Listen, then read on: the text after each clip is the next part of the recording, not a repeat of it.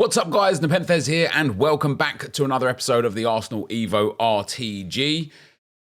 I'm going to be brief on this one because we're starting on a sour note of the series, and it's been something that we've been talking about, obviously, a lot over the last couple of weeks, and that is like FUT champs and where I expect to be and where I actually am, and outside of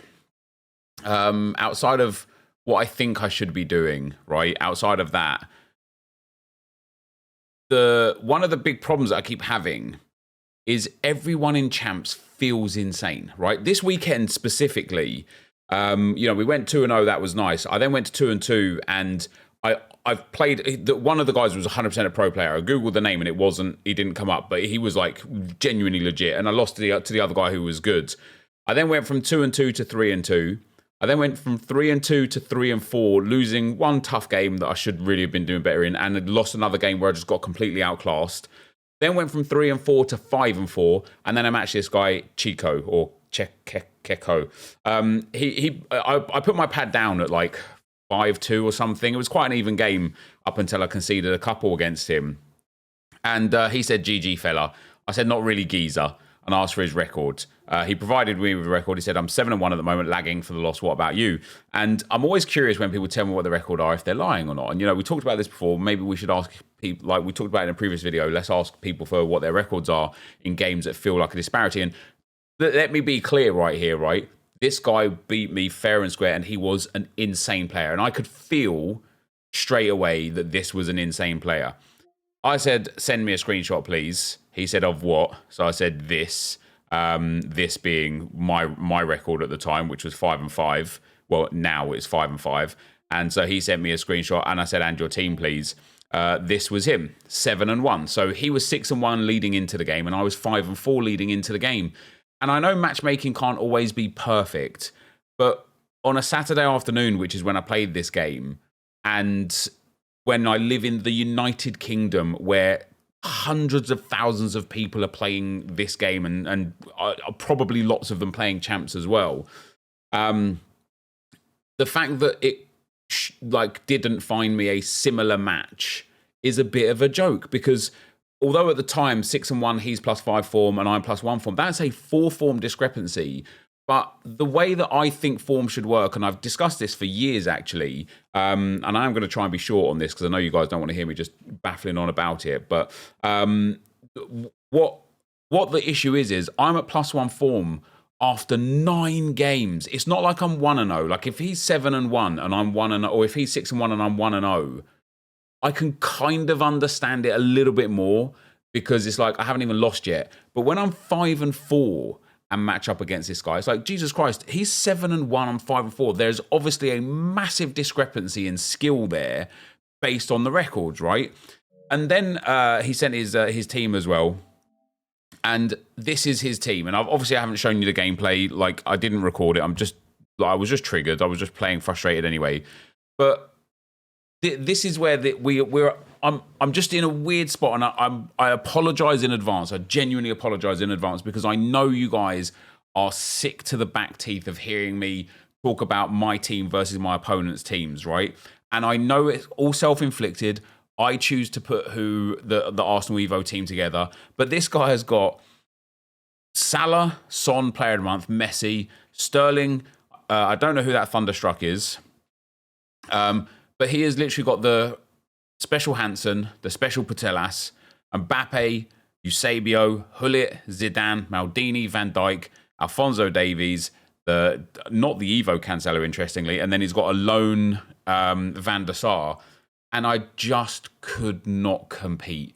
And it's becoming a really common theme. But the weirdest thing is it's not becoming a common theme in any other game mode. And it's so strange that even in qualifiers, it's just, even if it's just not this hard.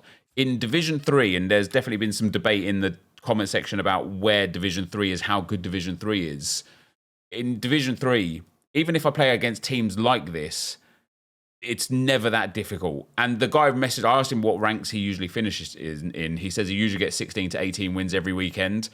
And I'm like, God damn, how can I compete? Genuinely, how can I compete?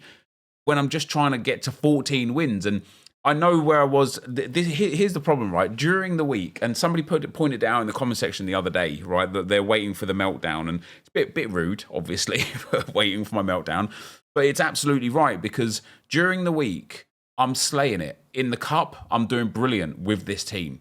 In draft, I'm back to a point with this game where I'm getting to the final basically every single draft that I'm playing in, which is fantastic.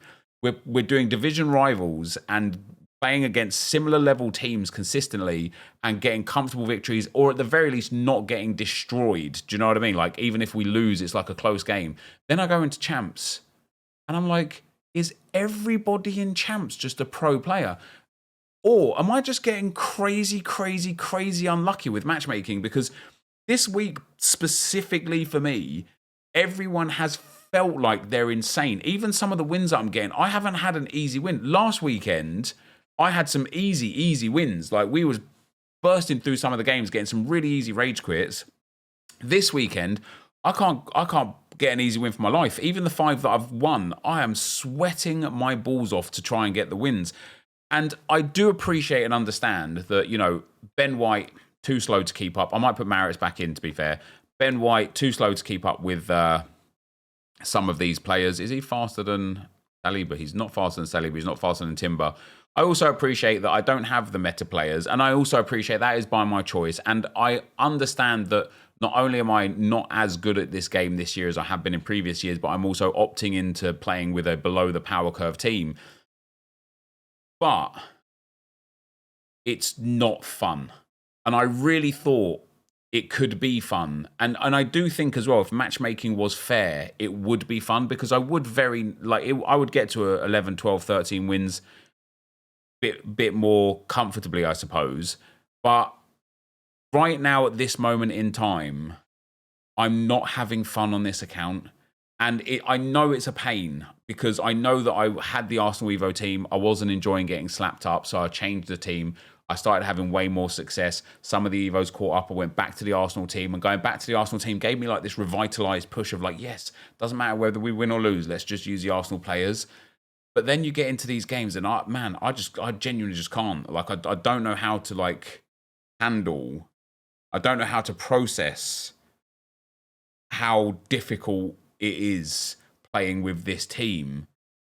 And it's a shame, because I don't want to like disturb the team too much. I don't want to like start building into, you know, the Maldini SBC myself. I don't want to build that super hyper meta team with just 1 or 2 Arsenal players.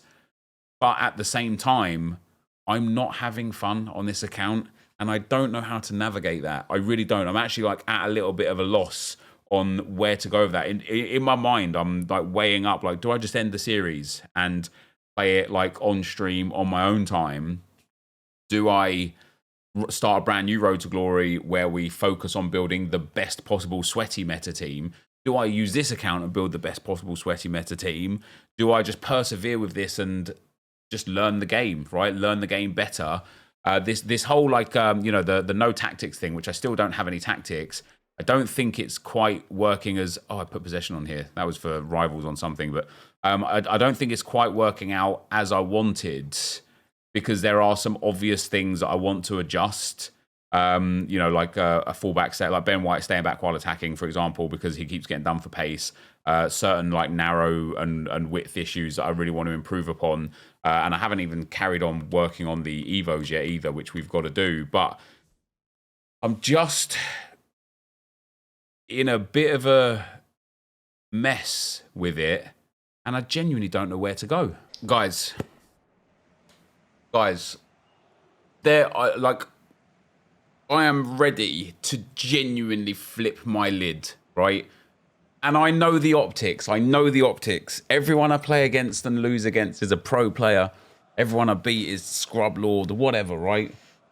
I just played against this guy here, NepentheZ Dunker. And he was insane, right?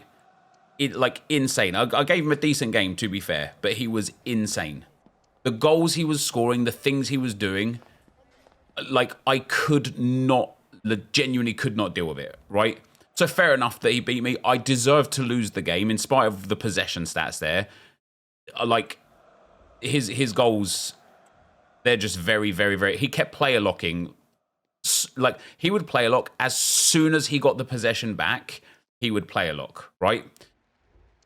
And so he scored. He ended up... I got it back to 3-2, and I had a chance in the 90th minute, but he ended up scoring a power shot here with Ashley Cole as well. And I was like, man, he was so good. And I tried to send him a message, but he doesn't accept messages. So I Googled his name, because in my head, I'm like, this guy must be a pro player, right? And I want to show you again his player ID, NepentheZ Dunker. He is a pro player. Literally a pro player. I'm 5-5. And I just want to show you here. He's a streamer too. This is NepentheZ Dunker last game weeks. He was last live 3 hours ago.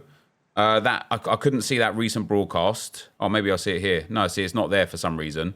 He went rank 1 last week, 19-1. This is his Instagram profile. He's a pro FIFA player. But one of the craziest things is, guys, is that he's from the Czech Republic. Why am I matching against him? There is genuinely something wrong with my matchmaking, like genuinely. Because as you can see here, like I say, he got rank 1. It doesn't seem to show. Yeah, see, maybe you have to be a sub to see like the previous last live 3 hours ago. No, it's just that the VOD isn't there. Recent broadcast 7 days ago. Just the only one. He must not save his VODs. Why?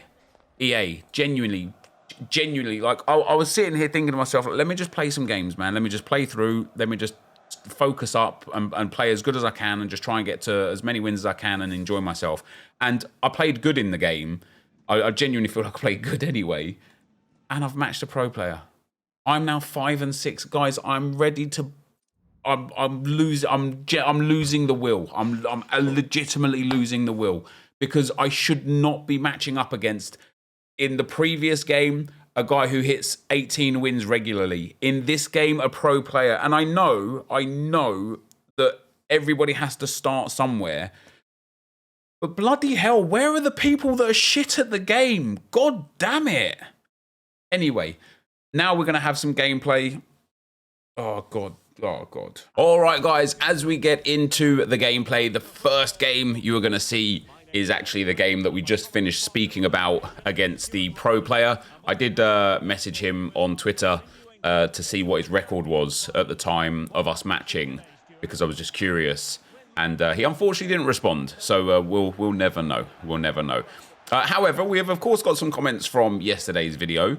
Not a single comment, but from a bunch of comments. So that's going to sound weird for a second there. We're going to talk a little bit about the possibility of who we use in certain Evos because Arsenal players don't fit. I asked that in yesterday's or the last video, and a lot of you guys suggested along the lines of the same sort of things. Either Arsenal players that are out on loan currently that don't have an Arsenal card but still have a card in the game. You know, Arsenal have got quite a lot of players like in League 1, League 2, out on loan from like the youth teams and stuff like that. An ex-Arsenal player that I really like, or a player that I would have really liked Arsenal to have signed and like kind of Evo them up. The one that maybe makes the most sense is potentially Balogun. He does have an Arsenal card in the game, but I haven't seen it. You know, it's one of those things where it's like to be able to actually snipe an Arsenal Balogun would be next to impossible. But Balogun fits both the skill move and the weak foot, so he would have been nice. So I'm going to have like a little look around, look on the game, see what cards Arsenal have got that aren't at Arsenal at the moment, who, if there's anyone that we could take that would be a fun one. I do just worry that it doesn't matter who it is, I won't enjoy them. And actually, like on that note, like a lot of the Arsenal Evos that we've got don't even see the light of day. And I did expect this problem. In fact, I remember talking to you guys about this problem in one of the early days of this series, saying like, you know, eventually we'll get to a point where we'll have too many players and I won't know who to pick from. I didn't expect it to come this quick. I actually didn't expect, just in general, funnily enough, I didn't expect the... My hair's really bothering me, sorry. I didn't expect the game cycle's power curve to be this quick, this early in the game. Like, I don't think we've ever seen your standard team being as good as it is before Team of the Year, like, ever. But not even, I'm not even saying like, oh, this is like just better than last year's teams at this stage last year. I honestly think that this is like considerably better. It's like, it is mad that the average team right now is flooded with top-end icons. It's just weird. And so, yeah, there was that.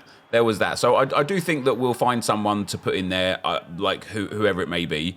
But yeah, like I'm also concerned slightly that I won't be using them.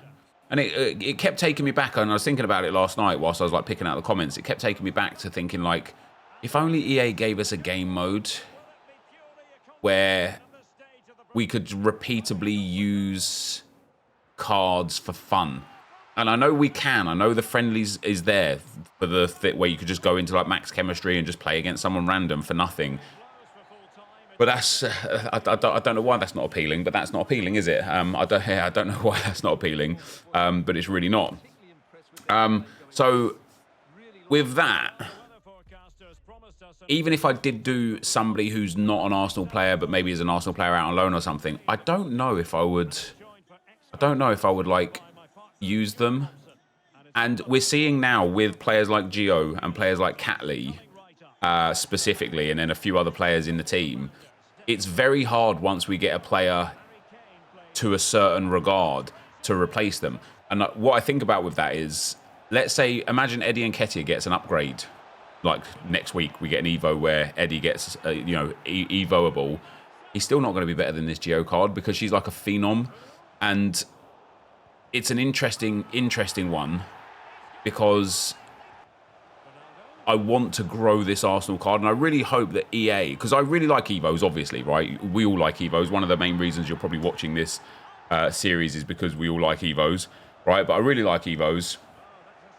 I just wish that there was a way to grind the players, even if it was like painstakingly slow, to grind the players outside of the actual Evos. Do you know what I mean? So like just a generic challenge for every player all the time to be Evoable would be nice. Either way, the next comment, or the first actual comment that we've got, is going to be from Chris F22. He says, Catley does really well for me at CDM when I switch her in game, moving McCabe back to left back. And I read this and it's really weird. Like I've got a real strange kind of like feeling with Kai Havertz now, because I liked a lot the obviously the Centurions Havertz that we've got 1,000 games on. And then I got the SBC Havertz, and in my head, and we did it for the first like 20, 30, 40 games, but in my head I was like, right, having a whip pass plus player, this is going to be great, right? And then it turns out that I don't actually like that Havertz, even though I should be using him as like a centre midfielder or a defensive midfielder, not as a wide player, and just using the whip pass as and when we can take advantage of it. McCabe was one of my favourite players before the Catley Evo, before Pep's Legacy, and now she's just like sits on the bench. I do sub her on here and there, but she just sits on the bench constantly, and I need to figure out, and I'm gonna take, in fact, let me take the next comment before I say what I need to figure out. The next comment is from Liam God, and he says, we're gonna be a week away from the FC24, and Net will still be choosing which direction to take his team. And it's one of those kind of like, you're absolutely right. Like I get it, and it must be so infuriating for you guys as viewers, for me to be like, oh, now I'm doing this, and now I'm doing that. Now we're having icons in the team. Now we're only having Arsenal icons in the team. Now we're having just the Arsenal players. Now we're having just this, and now we're having just that. It must be so frustrating. I get it. I do get it. But it's things like this where I'm like, oh, I really want to use McCabe. And what I really should do is just alternate the players, figure out who I like the most, play McCabe in at left back and Catley in at left wing for a while. The 3-4-3 was suggested. yesterday in the comments a lot, and I did end up starting in the 3-4-3 so that I could start everyone that I wanted. And you'll notice in these games here as well, I am starting Ian Wright in these games because I just wanted to, you know, like that's the way it was. But yeah, it was. I know the series has kind of gone a bit of everywhere, and it's for two main reasons. Main reason number one is there's just so much choice, and it's hard when there's so much choice. And so long as we maintain at the kind of like Arsenal side of things, that choice is never as good as what the best option in the game is, which is a bit of a frustrating. But number two is because I'm torn internally, and I know I sound like a broken record, and I do appreciate how frustrating it must be for you guys to listen to, but I'm torn internally between accepting the fact that the Arsenal Evo struggle through champs is just going to be there, and wanting to be hyper successful in gameplay. And one thing that you'll notice, right, after I played against that pro player and he kept player switching every single time, as soon as he got the ball, he player switched, flicked to his striker, drove a pass up there, and it was like, I was like, yeah, that's very, very good. He was doing the step overs, and there was a few step overs where I was like, okay, let me start using that as well. As soon as I played against him, and I deserve to lose to him, obviously, but as soon as I played against him, I then went on a massive streak of wins, and we ended up getting to 11-7. We had like that period of like from 6-6 to 11-7. That's a 5-1 record. I was actually 5-6, so I technically went to a 6-1 record. And I don't understand why the first 10 games are seemingly so difficult for me. But after playing against him and applying what the best players in the game do in this game that make them the best players in this game, I was like, damn, how mad is that? I'm actually like winning games comfortably again and playing against, look at this team. This team is insane. And it's like, I still win. I don't know if I won this game necessarily, but I was still winning the games comfortably. I think I won this one 1-0 actually. But yeah, it again takes me back to one thing that I've done this year a lot is play the game a lot. One thing I've done in previous years a lot is watch pro players play the game and play against top-end players to try and improve my game.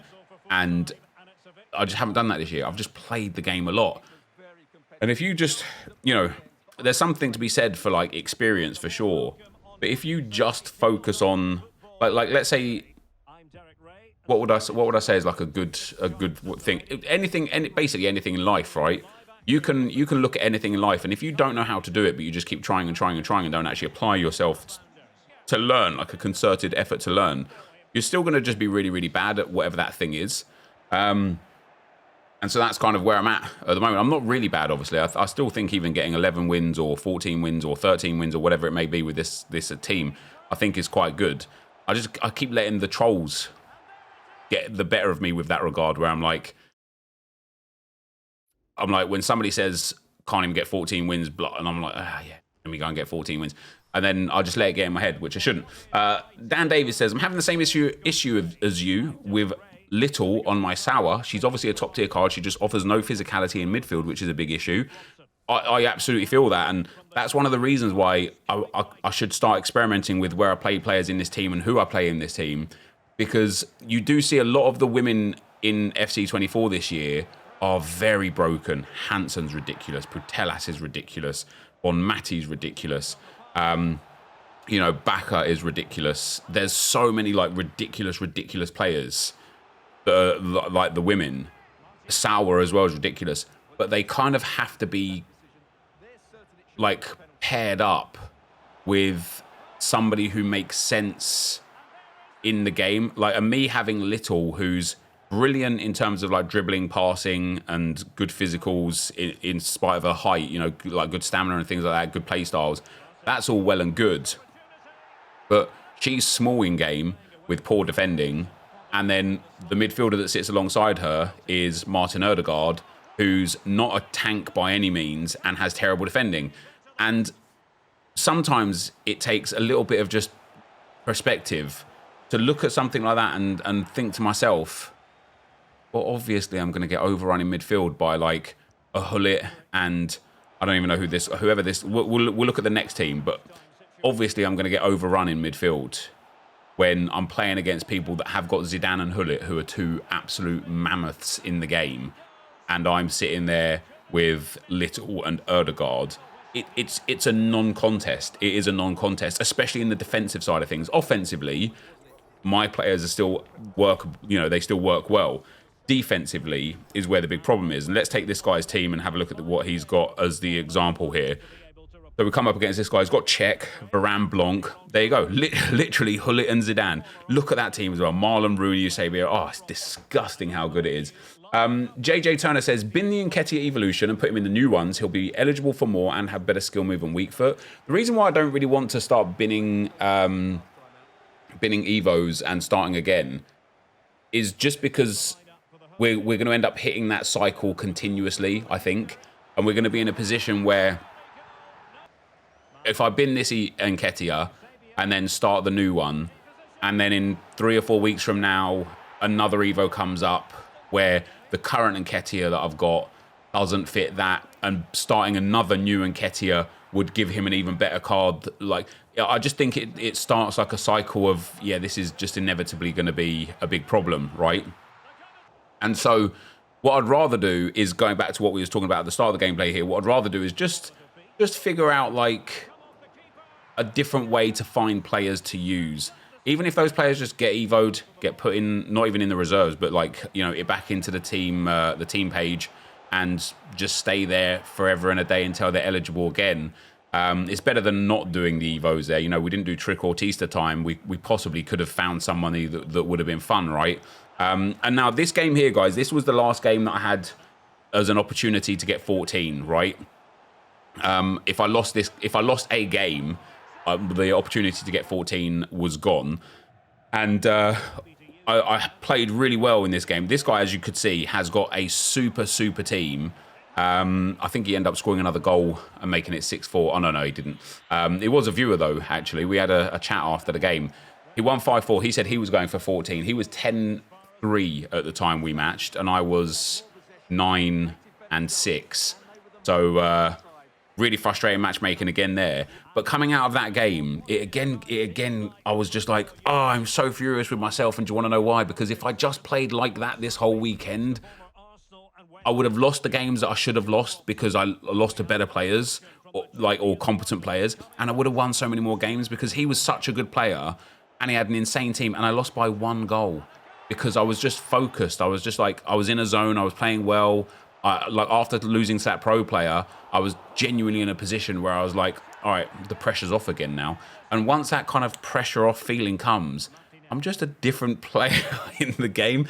And I know it's all self-inflicted, but it's really infuriating. And the last comment is from Aaron Johnson. And he says, 10 minutes in, it's like a repeat of every weekend league. Who gives an F what you finish on, really? Like, for the most part, absolutely no one. You guys just mostly enjoy the series. As I explained earlier, for some bizarre reason, I get massively caught up in trying to prove a point.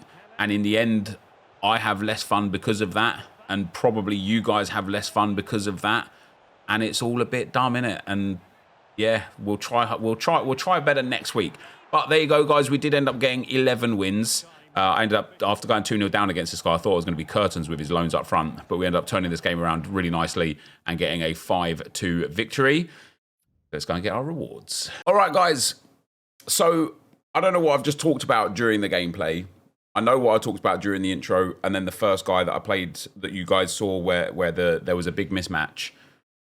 But I was thinking about redoing this whole video and not like talking about the negative side of my experience within this game.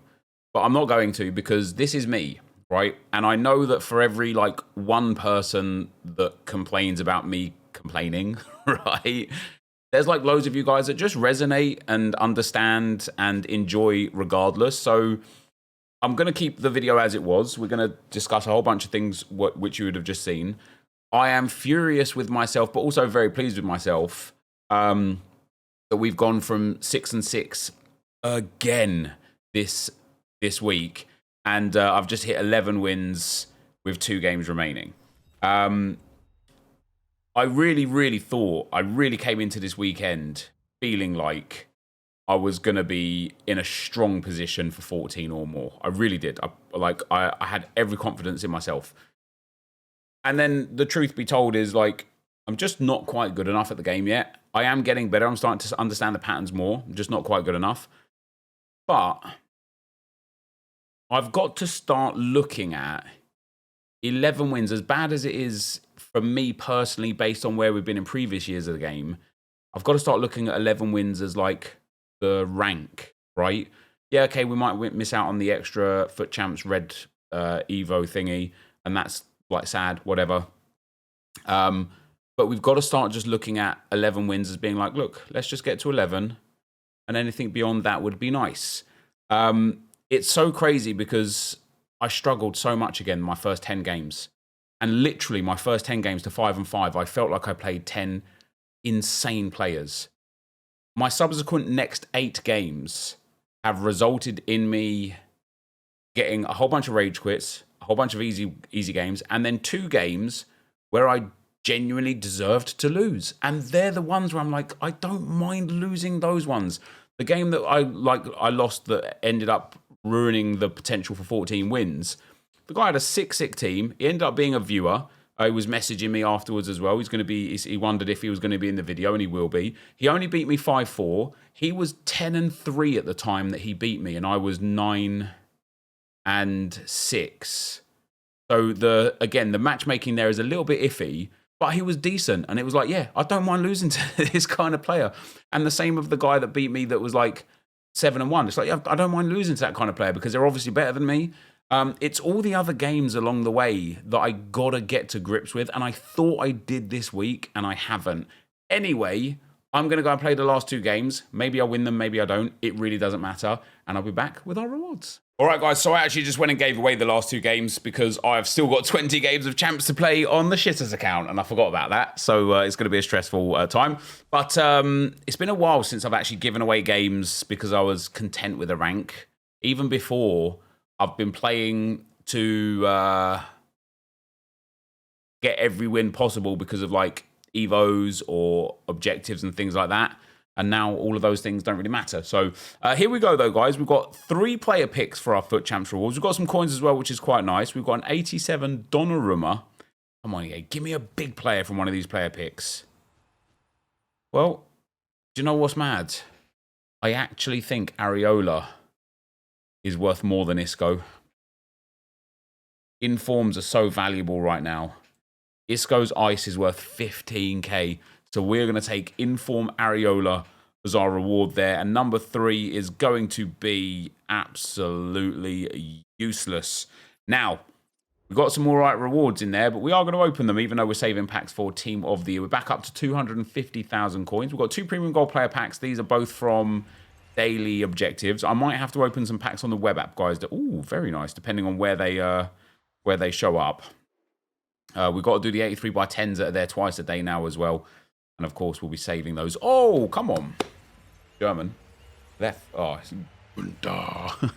Such an aggressive name, hasn't he? But we get 87 Gunther. Also only 16k. That's a bit mad. I can't lie. It's a bit mad. There you go. Van Uwijk is... Oh, they're both tradable. Nice. 1,000 coins in the bag there as well. We've got... Now, the 87x2. Was that what I just got?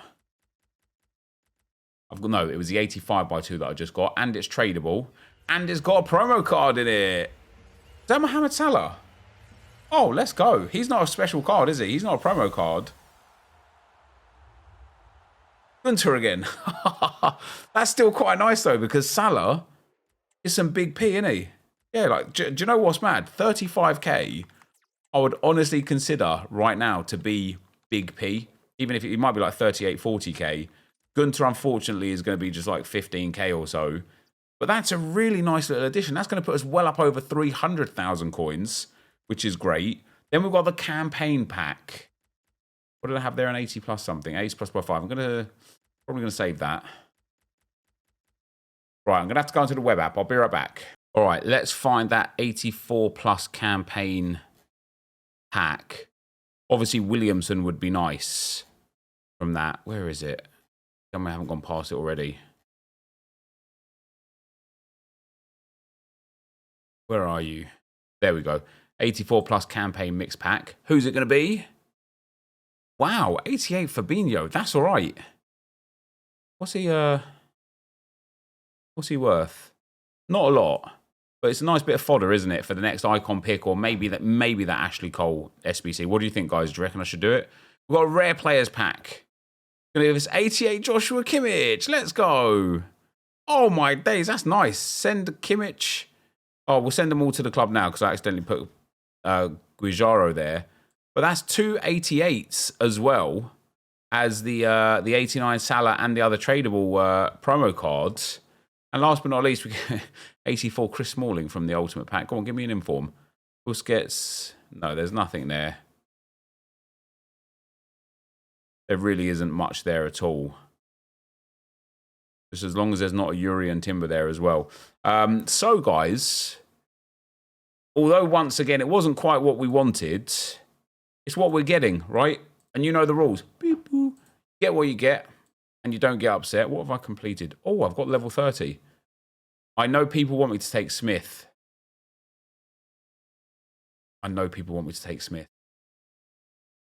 It's actually mad because Smith could be quite good, couldn't she? She's a 300k card. I could just buy her if I wanted her.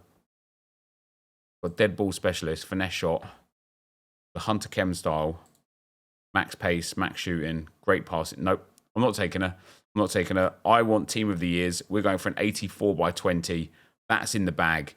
That is going to be the end of the video for today, guys. Thank you very much for watching. Hopefully you enjoyed it. And I will see you tomorrow for some more rage. I'm out. Peace.